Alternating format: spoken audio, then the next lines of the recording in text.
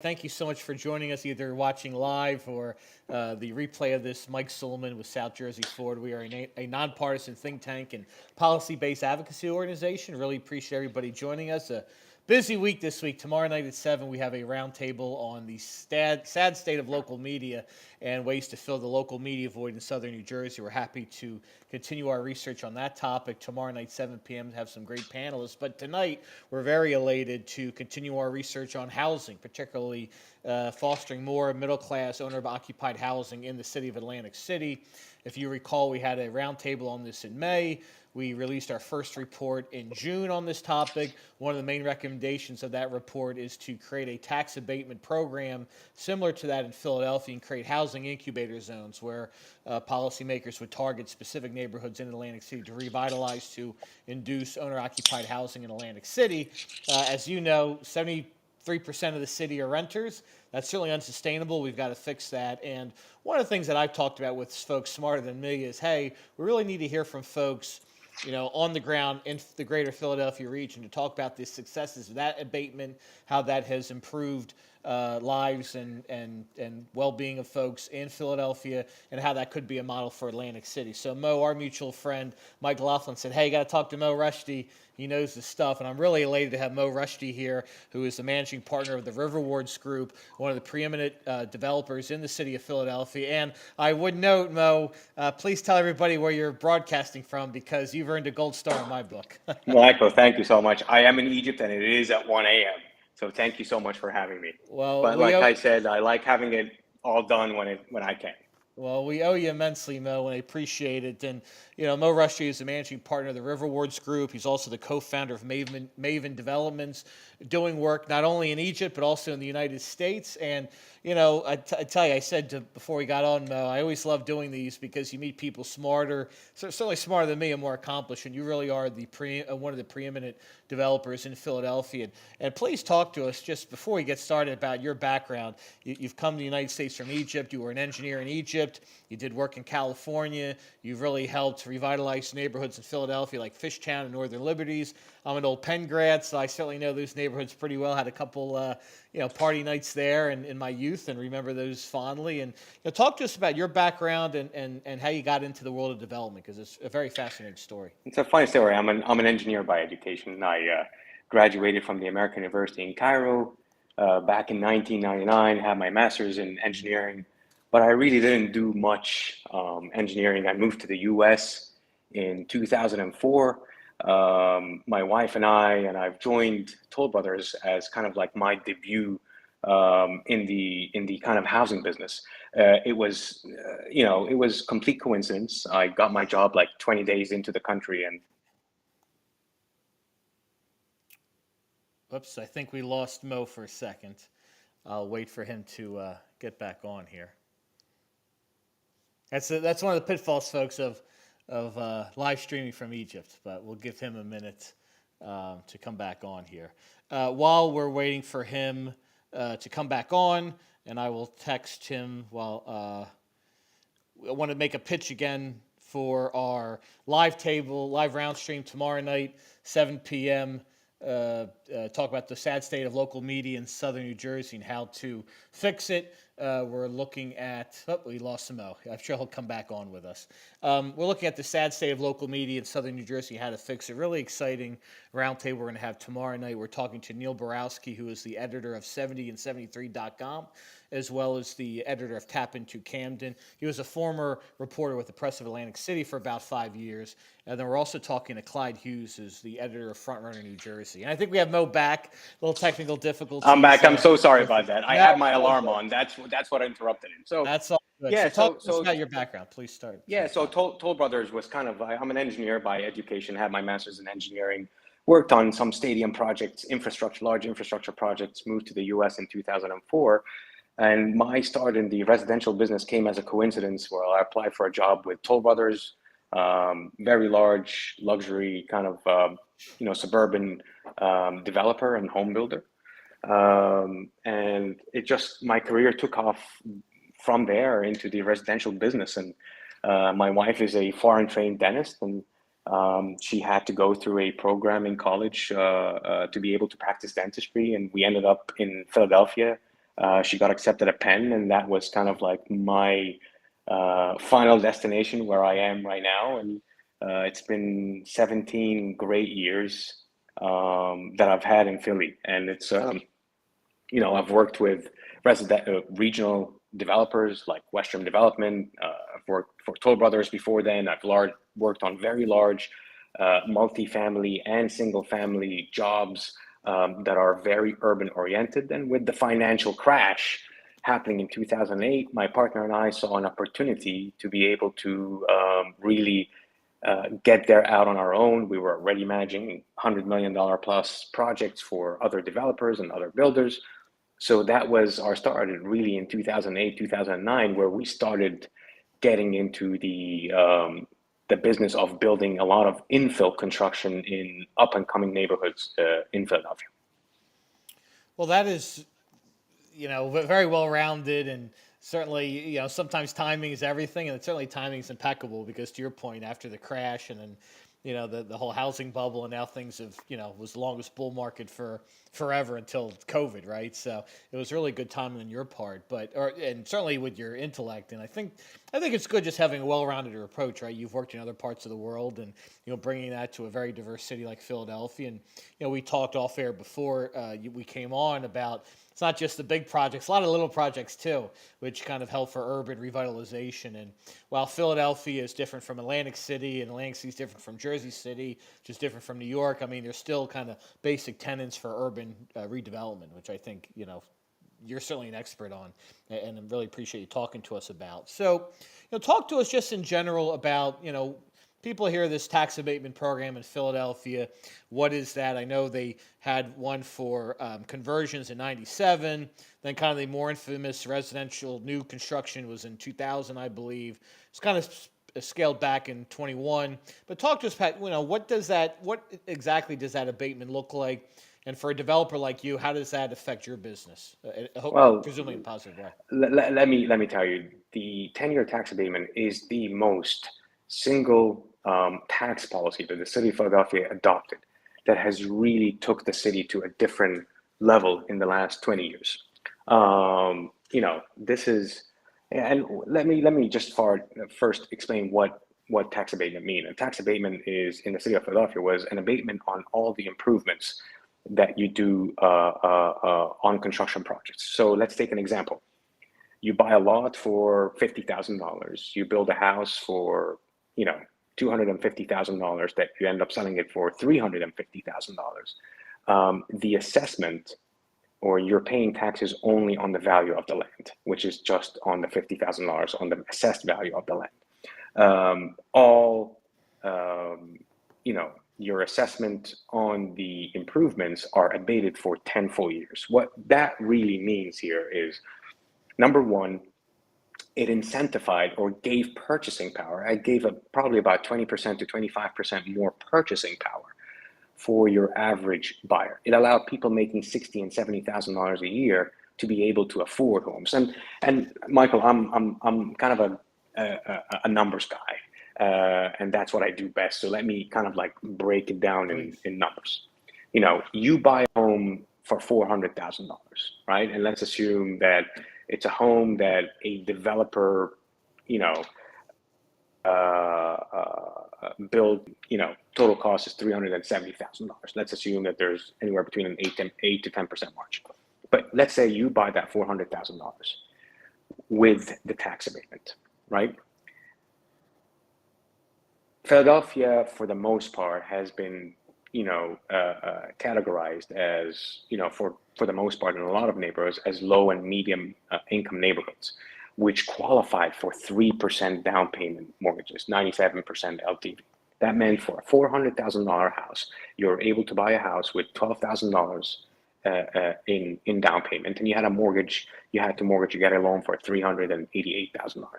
What is the mortgage on a $388,000 on a, let's say, 4% interest rate, which is kind of like where it was hovering around for probably close, the most part of 10 years, right? It was close to about $1,450.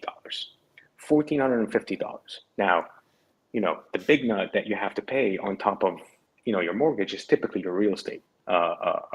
taxes. And I know we're talking about Philadelphia, with a millage of 1.4%, but if I'm going to translate that to New A Jersey, lot higher. right, that's a lot higher. On top of that $1,400, you probably on a 400,000 home, you're probably paying about $1,100, $1,200 more. Probably more than that, Now, but yeah, agreed.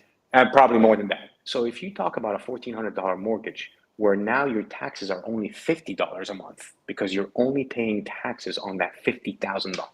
So your taxes are $600 a year, which is $50 a month.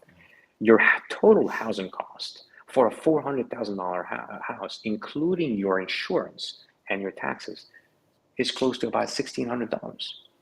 Now, let's take the math off that you are considered cost burdened at 30%, meaning that you want to have your, housing cost less than 30%. That means at $1,600, right? That being your 30%. Uh-oh, we lost Mo again. We'll just give it a second, folks. Oh, Can you hear me? he's back. Yep, you're back, I'm Mo. sorry. Transatlantic communication. Continue, Oh, please. absolutely. So it would be close to about $55,000 a year to $60,000 a year. A person would be able to afford a $400,000 house. Now, let's assume you don't have a tax abatement, right? First of all, let's ask ourselves, what is the median income of Philadelphia? What's 100% MI median income? Median income is close to maybe $65,000. 60, 65, 68, somewhere in that neighborhood. So basically, your $400,000 home was able to be afforded by the median income Philadelphian, the guy that's right in the middle, right? What did that do? That allowed neighborhoods to be developed. It allowed a lot of the infill stuff to be developed, and people making 45, 50, 55, 60, $65,000 a year to afford new construction homes that are selling for 400,000. Now let's take the same example and say, all right, there's no more tax abatement, $400,000, right? You have to pay in Philadelphia probably about $600, $700 more a month on the taxes, on just the real estate taxes. The difference between that 50 and that 600 or 650 is about $600. You know what that $600 means, Michael? That means an extra $25,000 to $30,000 in income to be able to afford the same house, right? So the tax abatement had really multiple advantages here. Number one, okay, it broadened the market for purchasing for home ownership, right? So now, home ownership was affordable to people all the way to 50, 60% of the population versus 30% of the population. So housing affordability, right? Two, economic impact. When you're talking about, let's assume that, your permits go up by 400, 500%. The economic impact on new construction jobs is about 4.5 to 5 times the cost of the house. What does that mean? That means if it's costing me $400,000 to build a house, the economic impact that house that I'm building actually is more like $2 million because of all the taxes that you have to pay, the sales taxes, the materials, the jobs created, the shopping that happens by the people who are building the house. It's a lot of math that goes into it. So that's a second advantage. The third advantage is you convert blighted neighborhoods that have seen no development, neighborhoods that have been, neglected in cities like Philadelphia, where you go into Kensington, you go into Fishtown, you go into Port Richmond, where we're like, these were neighborhoods that were once upon a time great areas, but then have really gone to, a lot of them, I mean, some neighborhoods have gone to real ruins where you had to see intervention through good tax policy to bring development and bring capital to be able to be invested in these neighborhoods. So the tax abatement really did all these three things. You improved the neighborhoods, they became more safe and secure, right? You actually brought more people into the city, so you can grow the city, which means a lot of other rateables, a lot of other taxes that the city takes advantage of. Once you move into the city, you live in that city, right? Economic impact of all these new construction jobs and housing affordability, right? These are things that, that tax abatement, has done. It brought more people into the city. It really, it's amazing. You go into these neighborhoods, Michael, and you see the amount of new construction happening was just absolutely amazing. Now, one very important thing. Before we went on air, we were talking about big projects. I'm a believer that neighborhoods and cities and urban areas have to grow from small up, meaning, you know, yeah, I don't want to single some cities out, but let's look at Camden, right? Camden did a couple of nice big river jobs, big nice luxury apartments, right? It's done a couple of, but you still go to Camden and it needs a lot of work, right? Why does it need a lot of work? Because there has not been, in my opinion, enough emphasis on the smaller stuff. All the infills, when you are walking down the blocks, you're like, who's going to come and build these infills? Because once you build these infills, that is what lays the infrastructure for bigger projects, in my opinion, not the other way around. And that's what the tax abatement did in the city of Philadelphia. It started off with a lot of the infills, growing these neighborhoods. It started going into garages and little industrial 10,000 square feet spaces that got converted into 10-unit jobs, 20-unit jobs. Then it moved into the bigger apartment buildings, which you have been seeing over the last 3 to 4 years. And that's, in my opinion, the natural progression of cities and where it should go, and what the tax abatement has really done to encourage that.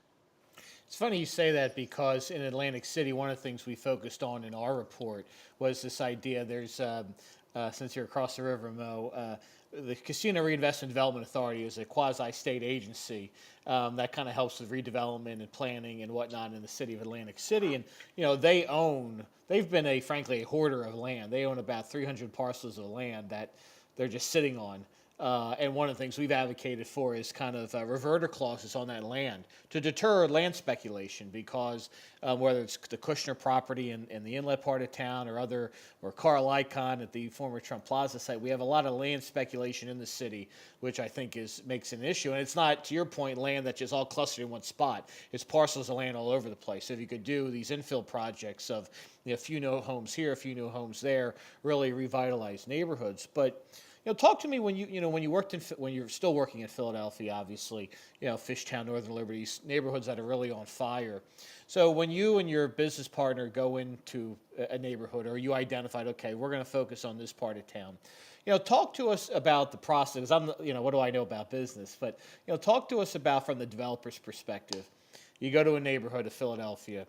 What do you look for? Is it just you try to find the nicest, cheapest parcel of land first and start with that? Do you look at various characteristics about the neighborhood, about safety? Not saying give any away trade secrets to your competitors, but what do you kind of look for if you're going to target? Okay, we're going to target this neighborhood. We think it's going to be up and coming. What do you look for in terms of those first few infill projects, or is it just a guessing game, frankly, where you try a couple things until something catches fire, and then you build on that success from there?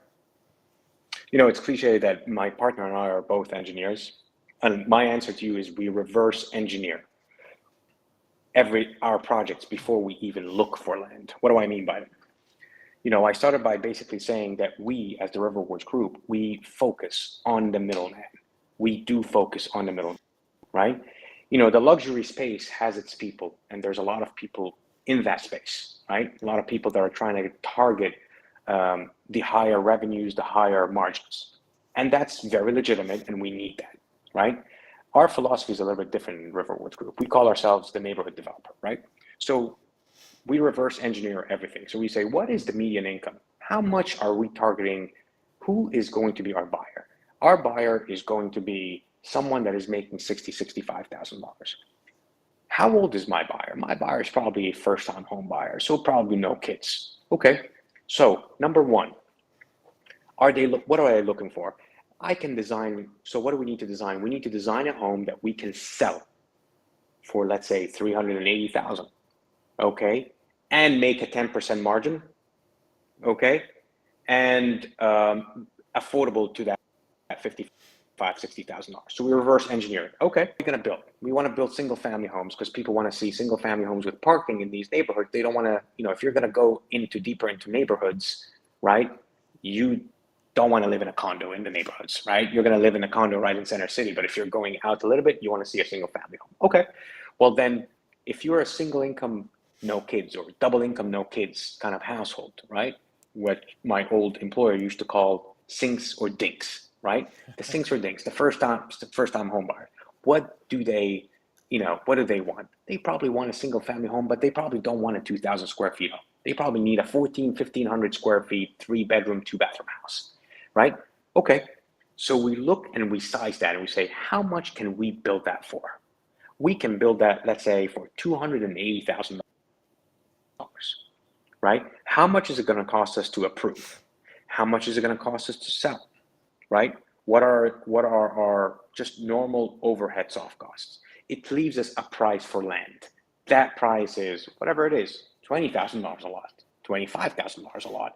That then determines where we build, right? Then we go out there and we try to find land that's at that number, right? That I can, through our reverse engineering, be able to build single family home jobs, right? That I can sell for 375,000 or 380,000 or 400,000, whatever that number is, and be able to make my margin and be able to finance that job, right? That led us into a lot of development that we did in Kensington, right? Kensington has notoriously been known for its drugs issues. It's for its homelessness. It's being the, you know, drugs Walmart of the world. No offense to Walmarts, but it's been known for, it's been really giving the bad vibes out there in terms of a name. So we did a huge development called Kensington Courts years ago, and we called it Kensington Courts for a reason. We wanted to maintain that name, and we didn't want to shy away from it. And we said, listen, yeah, you're going to come and live in Kensington. You're very close to Fishtown's commercial corridors, but instead of buying a house for $750,000, I'm going to be able to provide you that house at 50% the cost. Or how are we able to do that? We were able to do that because really not a lot of people were buying land in Kensington. And so we were able to get that number, less than $20,000, a lot of land to sell jobs. And listen, margins or 8% margins, sometimes it's frowned upon in the development world. We, on the other hand, as a River Rewards Group, we see this as, listen, it's a good balance. If you're going to live in the neighborhoods, if you're going to develop in the neighborhoods and you're going to redevelop inner cities, right? You have to be focused on doing more with less margin on a per unit basis. Overall, you'll still be fine, but that's the way to develop inner cities. That being said, once we did this job, a lot of jobs started spurring up in Kensington. Today, I can tell you that there's thousands of units going in Kensington, right? Improving the neighborhoods, right? Improving the neighborhoods. Infill is being built. Commercial corridors are being established, right? So again, the price of land is what determines where we are. We do not target land haphazardly. We do not go to a location and say, this is where we want to build. We want to hedge against risks. And when I say hedge against risks, when you sell to the middle person, you typically are in a safe place. And when I say a safe place, it's, people need shelter, people need housing, right? People can forego selling or buying a $2 and $3 million house, right? I'll wait until rates go down. I'll wait for a better deal. But the middle person needs housing, and so I always say there's an endless supply of buyers, no matter where the market is in terms of the cycle, the economic cycle, to sell for people who are making your median income, right? And that has been kind of where we are for the last 12 years. So it leads to the question I teased. I was going to say this before we got on. So, you look at a city like Atlantic City, vacant beachfront property, which breaks my heart, a lot of land, older housing stock, which could either be replaced or renovated. Why isn't a city like Atlantic City on the beach? Why isn't a city like Atlantic City attracting a lot of development? The Camden theory, right? We're looking at big stuff. We're waiting for that big investor to come in and save the city. That's not the right move, right? I think we're thinking of this in the exact opposite way, right? Big projects will come. Big projects can open.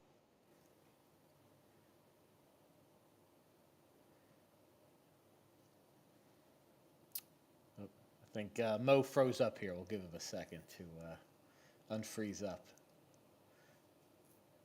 The the streets that you drive.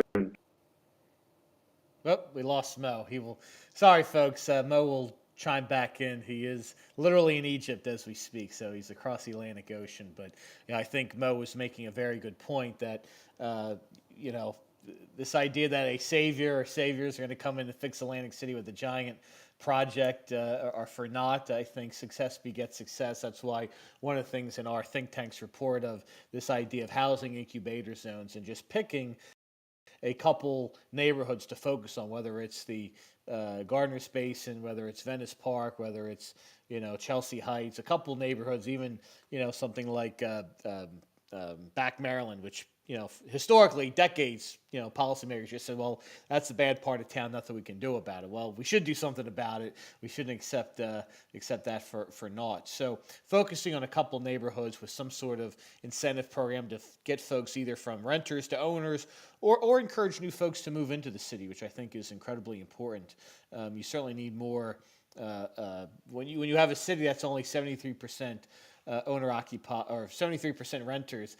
You have less than 25% property taxpayers plus the casinos. It's really an unsustainable model, not only for future growth of the city, but also to lower the barriers for home ownership. I think Mo had talked about the median income in Philadelphia, where they have an abatement, is around 63,000. It's easily $30,000 or $40,000 less in the city of Atlantic City.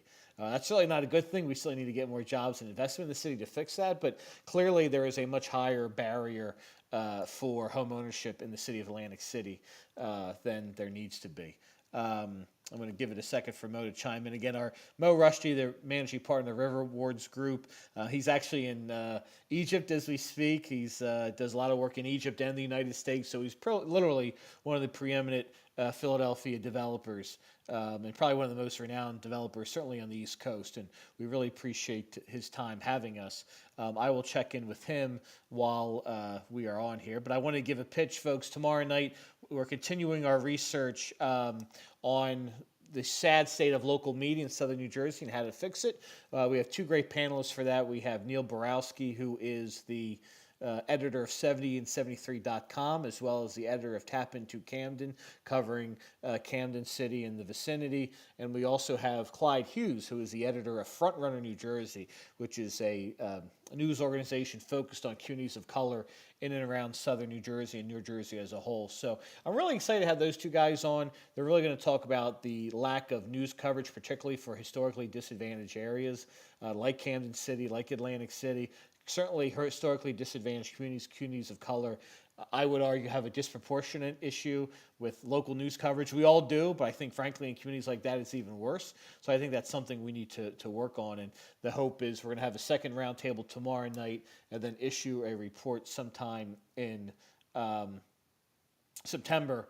That'll be our second report on local media in southern New Jersey. We're really excited for the success we're having with this think tank and advocacy organization. We really appreciate your support. Please visit southjerseyforward.org to support our efforts. Please check out our research. We have our first report on housing, which is obviously the topic of tonight's discussion. And look forward to your thoughts and opinions. Please send us any thoughts and opinions you have. info@southjerseyforward.org, info@southjerseyforward.org. I'm just checking with Mo right now. He may be screwed, to be honest with you. Pardon my French. I know he is... He's in Egypt, 1 a.m. Really appreciate him taking the time to do it. So if we lose him, we'll make sure to reschedule and continue the conversation. But clearly the Philadelphia tax abatement has a lot of successes. Clearly there's some issues which I don't think necessarily Atlantic City should follow, particularly the effect on schools. I'm very cognizant that a lot of folks have argued that the abatement in Philadelphia has hurt funding for the school district. Clearly, our approach is have a half penny increase on casino gaming revenue, which would generate at least $12 million a year. At such a small amount, the casinos should do their part to be good stewards of the neighborhood.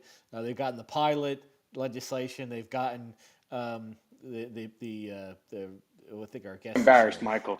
That's okay, no problem. I am so embarrassed with I, all that. I did my best to I was filibuster. actually talking to myself for like 5 minutes, and I was like, Michael has not moved for the last 3 minutes. No, no, no. But It's all good, man. I wanted to jump right in the part that I was talking Yeah, about please. Atlantic City neighborhoods, neighborhoods, neighborhoods.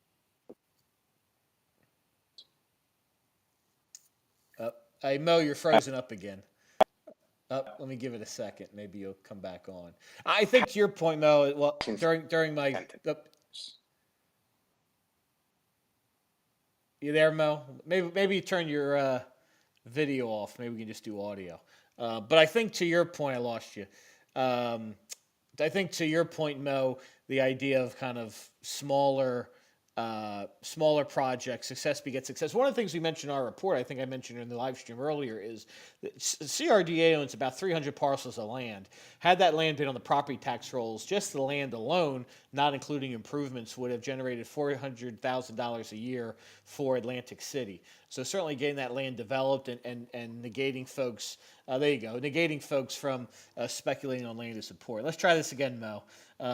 Mo's 1:30 in the morning in Egypt, so this transatlantic conversation. I see Mo. We lost Mo again. Well, folks, we're gonna try one more time, and if not, it may be a shorter live stream than usual. But we really appreciate everybody's support and feedback. info@southjerseyforward.org. Again, please take a look at the report. We make 3 recommendations. One, the creation of housing incubator zones, which would feature these tax abatement programs to be funded by a small penny increase on casino gaming revenue. The second recommendation is the inclusion of a pilot program for tiny homes, which I'd be curious to talk to Mo about if we can get him back on. This is not a panacea. Even if it's just 8 to 10 units for young professionals, it may be a way to get folks to build equity, particularly in historically disadvantaged areas, and build equity, and then they can use those to buy an actual home or condo or townhome. And then the third recommendation is reverter clauses on publicly owned land. We need to and the land speculation we have in Atlantic City, whether it be the Kushner properties in Gardner's Basin, Carl Icon's properties at Trump Plaza, which is still just kind of sitting there, and other land speculation going on. Obviously, you had the old Pinnacle site. That was supposed to be a casino 15 years ago. There's a lot of land to be developed, but if folks are just sitting on their land, there's got to be some ways by which to end that. Mo, we got you back, my man. Clearly, your next job will be to get better internet in Egypt and Europe and Asia. I am terribly No, it's not sorry, your but fault. it is my fault. But I'm gonna say just one thing. If you're about to end this, is tax No, policy. please. Okay, tax policy in the neighborhoods of Atlantic City will make the biggest difference. The biggest difference for neighborhood revitalization. There has to be a comprehensive policy when it comes to, number one, tax abatement. Number two, vacant land, infill lots. Put an RFQ out, right? The city needs to put an RFQ out on a lot of that vacant land and invite smaller developers, even from neighboring cities, right, and from Atlantic City, to come and listen and understand what it takes for them to develop, in the neighborhoods of Atlantic City. We need to invite banks, right, lenders. CRA funding is out there, right? Buckets of Credit Reinvestment Act money, lower interest money for developers that are going to be developing in areas that has not seen development in a long time, right? There needs to be a comprehensive plan on getting these infills built. Trust me, Michael, if you look at these neighborhoods and you start seeing hundreds of these homes going up, right, in the different neighborhoods, that is what's going to make Atlantic City look different, feel different. It gives it a positive vibe. It's gonna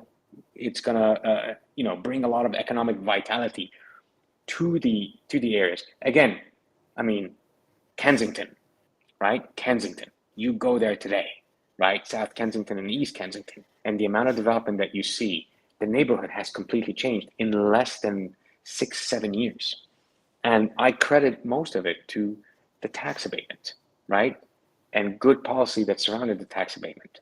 Now, there has to be, even though the tax abatement has ended in the city of Philadelphia, it's something that I don't agree with, and I think it should have continued, but it's a political fight between, schools and, taxes and newcomers not paying, taxes for the schools. But if you're going to be attracting first-time home buyers to come to the city, to Atlantic City, you need to put a program to get people who are making 50 and 60 and $70,000 a year want to move there. Even if it's temporarily, you put an abatement program that for developments that are going to happen in the next coming 5 years, right? Spur some interest. There's a lot of cities. I mean, listen, there's a lot of cities that surround you, right, that don't have an abatement, right? It gives you the competitive advantage as a city, right, for people to come and develop over there. And I think that's very, very key. Um, yeah, I think the big projects are extremely important. Don't understand me in a wrong way. I'm for big projects. I'm friends with some of the people who have proposals in Atlantic City for big jobs. I do think that these big jobs on their own, okay, do not get Atlantic City what it just needs. It needs both these big jobs and a lot of the infill jobs. So if you're and we'll wrap up in a few minutes, but just to pick your brain, while we have good internet, I want to take advantage of it. Um, if you're looking at obviously you've dealt historically with a historically urban, established, one of the major cities in America. Looking at Atlantic City, which has mainly been a resort town, a beach town, a town with casino gaming. Now Philadelphia has it now, but historically, Atlantic City was the second after Vegas. When you're looking at your kind of that reverse engineering, you think, okay, you want to get folks from renters to owners because it's unsustainable, and you want to get folks moving in. People think Atlantic City is a huge city. It's 40,000 people. Daytime population is 300, but 40,000 people live there. Do you look at, like what some people do, just look at the beach? Do you look at just the individual parcels? There's always been a push, for example, to try to get young professionals to move into the city. Candidly, hasn't worked. So do you do a Kensington approach in Atlantic City? Again, not trying to expose your trade secrets here, but just thinking of it, does the machinations of Atlantic City differ and change your calculus versus a traditional, I'll call it, neighborhood like Kensington or Fishtown or what have you? Because we have the beach, the boardwalk, it's just a completely different town than anything on the other side of the Delaware. You have everything it takes in Atlantic City to get, people moving in, right? I still go and my kids love the Atlantic City boardwalk. They love it, right? So again, how do you change the mentality of looking at Atlantic City as, somewhere where we go and spend the day and leave because, after sunset, it's not a place you want to be in, right? Unless you're inside a casino, right? You can only do that through a lot of small commercials. Like I said, corner cafes, sidewalks with chairs that people are sitting and dining, not just restaurants that are just near the casinos, throughout creating neighborhoods inside Atlantic City. And to do that, in my opinion, you have to target, the $50,000 to $80,000 a year person, right? That $50,000 to $80,000 a year person has been priced out from a lot of neighboring cities. And the question is, can you become a city where you attract a lot of that first-time home buyers? 25 to 35 years old, right? Making 60, 65, $70,000 and saying, hey, listen, this is a great place to live in. I'm going to be that close to the beach. I've got the boardwalk. I've got the entertainment. And I've got a tax abatement, for example, where I can buy this $300,000 house, $350,000 house very close to the beach, right? And live a great life. And guess what? Once you start seeing that happening, home prices start going up. What happens? You attract even more people because now people are seeing that this is a city that has growth, and people like going in areas that see growth. People by nature just like seeing growth, right? And so I think the focus has to really, how do you make livable neighborhoods in Atlantic City, not just as a gaming city? I think we have to shift that mentality. I love the idea of, I heard about a water park or some, this is all great. I love it. I love it. But this is going to attract people coming from neighboring towns and leaving, right? At night, it goes back to where Atlantic City is. And that's what needs to change. What we need to change, in my opinion, in Atlantic City are these deeper neighborhoods. We need to walk these neighborhoods and ask people, what does it take for you to build here? And what does it take for you to come and actually buy here? And you'll hear housing affordability. If you give me new construction, you give me tax abatement. If I can live in a house in a single family home and I'm paying $1,300, $1,400 a month, I'll buy. And all you need, Michael, is the first 10,000, 15,000 people moving into a city, right? And all of a sudden, it spirals from there. So you need that seed, right? And that seed can only come through good government policy, okay? And it's policy that works. Amen to that. I'll end on a funny note, and I think that's great, and I really appreciate the conversation. It really contributes to our research, and we want to really dive in on housing and the purpose of this think tank. It's not just do pie in the sky stuff, really granular issues, and I think that you bring up some really great points which we want to incorporate. But doing some research about you, Mo, I look forward to meeting you in person one day. Talk to us about your work with the NBA. I saw you're Oh doing a my lot of work God. with your Maven developments in Egypt with the NBA. It's really fun stuff. So talk to us about that. It was fascinating to read a little bit about that So from I your love, end. I love basketball, and my company in Egypt is doing some, a couple of coastal developments, one on the Red Sea, one on the Mediterranean, and Egypt is notoriously known for being a soccer country, right? Everyone plays soccer. Everyone, you will find kids in the street playing soccer with anything that's close to being ground, right? And we have been in talks and negotiations with the NBA for the last maybe 2 years, 2.5 years, where we're trying to help them have a presence in Egypt. We believe in the sport. There are 2 million players, basketball players in Egypt, and we wanted to be part of kind of the social impact of growing youth participation in playing basketball. So NBA has an NBA Africa office in South Africa, and we've been in negotiations with them for 2.5 years, where we become their partners here in Egypt.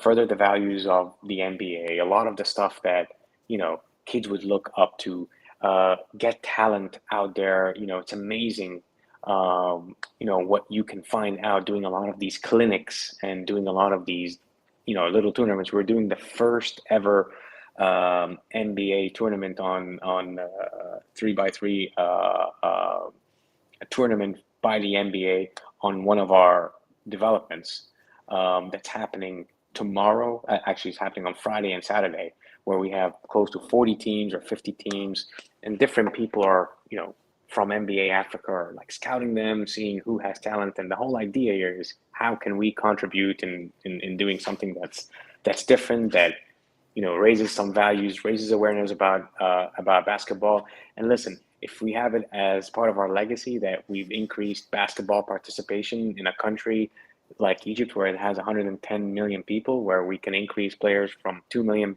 basketball players to 6 or 7 million basketball players, to me that's a big and admirable accomplishment. Hopefully we can succeed in that. I love it, man. I love it. That's great stuff. Well, Mo Rushdie, managing partner of the Riverwards Group, thank you so much for your time. Really enjoyed the discussion. Apologies for the technical difficulties, but it was Well, my fun. my deep apologies on that. No, That no, was no, that no. was It's my all good. fault.